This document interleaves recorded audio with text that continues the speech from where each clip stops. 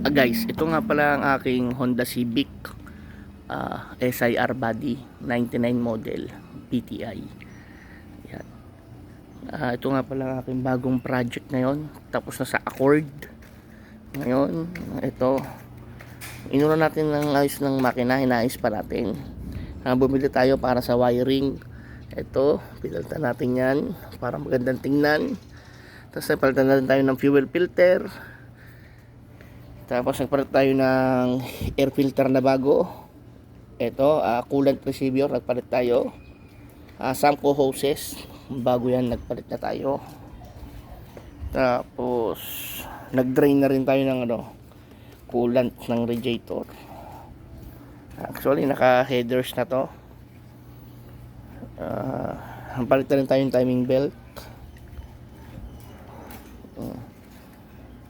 Yan, naglagay na rin tayo ng car alarm, then central lock. Nagpalit din tayo nga pala ng 4 na preno, disc brake sa harap, 2, palit tayo ng brake pads to sa likod, ganun din. Tapos sa loob, nag-detail tayo ng konti. Dinetail natin yung konti para medyo mabango-bango naman. Yun yung iba, hindi pa tapos.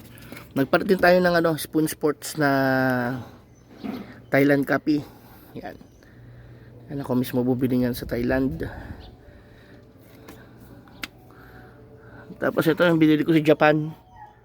Broadway original yan. Tapos ito nga pala yung iles na upuan.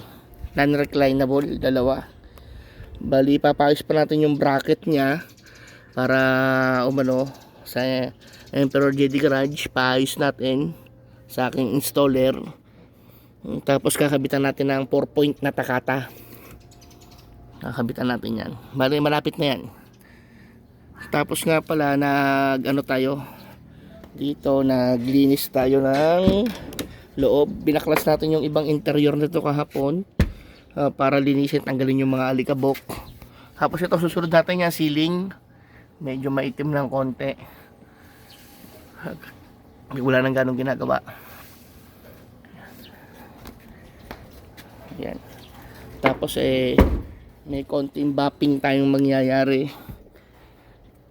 May konting buffing kasi may mga dents dito, pero next year palit bubong siguro to.